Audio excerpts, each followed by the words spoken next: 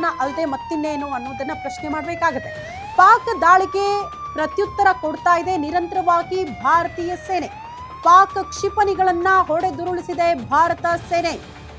ಪಾಕ್ನ ಎಲ್ಲಾ ಕ್ಷಿಪಣಿಗಳನ್ನ ಕೂಡ ಉಡಿಸ್ ಮಾಡಿದೆ ಭಾರತೀಯ ಸೇನೆ. ಜಮ್ಮುವಿನ ಬಿಷ್ಣಾ ಪ್ರದೇಶದಲ್ಲಿ ಕ್ಷಿಪಣಿಯ ಅವಶೇಷ ಪತ್ತೆಯಾಗಿದೆ.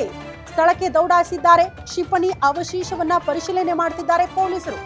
ಪಾಕ್ ದಾಳಿಗೆ ಪ್ರತ್ಯುತ್ತರವನ್ನ ಭಾರತ ಕೊಡ್ತಾನೆ ಇದೆ. ಈಗ ಕ್ಷಿಪಣಿಗಳಿಂದ ಅಟ್ಯಾಕ್ ಆಯ್ತಲ್ಲ ಪಾಕ್ ಕಡೆಯಿಂದ, ಆ ಕ್ಷಿಪಣಿಗಳನ್ನ ಭಾರತೀಯ ಸೇನೆ ಹೊಡೆದುರುಳಿಸಿದೆ. ಅದರ ಅವಶೇಷ ಕೆಲವೊಂದಷ್ಟು ಕಡೆ ನೋಡೋದಕ್ಕೆ ಸಿಗ್ತಾ ಇದೆ. ಆ ಅವಶೇಷದ ದೃಶ್ಯಗಳನ್ನ ನಿಮ್ಮ ಮುಂದೆ ಇಡ್ತಾ ಇದ್ದೀವಿ. ಅಲ್ಲಿನ ಸ್ಥಳೀಯ ಪೊಲೀಸರು ಎಲ್ಲೆಲ್ಲ ಅವಶೇಷ ಇರುತ್ತಲ್ಲ ಕೆಲವೊಂದಿಷ್ಟು ಸ್ಯಾಂಪಲ್ಗಳನ್ನ ಪಡೆದುಕೊಳ್ತಾರೆ. ಆ ದೃಶ್ಯ ನೋಡ್ತಾ ಇರೋದು. ಈ ಹಿಂದೆ ಜಮ್ಮು ಕಾಶ್ಮೀರದ ಕಡೆ ಇರುವಂತಹ ಶಂಭು ದೇವಸ್ಥಾನದ ಮುಂಭಾಗ ಒಂದು ಅವಶೇಷ ಪತ್ತೆಯಾಗಿತ್ತು, ಡ್ರೋನ್ನ ಅವಶೇಷ. ಈಗ ಮತ್ತೊಂದು ಸ್ಥಳದಲ್ಲಿ ಈಗ ಕ್ಷಿಪಣಿಯ ಅವಶೇಷ ಪತ್ತೆಯಾಗಿರುವ ದೃಶ್ಯ ನೋಡ್ತಾ ಇದ್ದೀವಿ.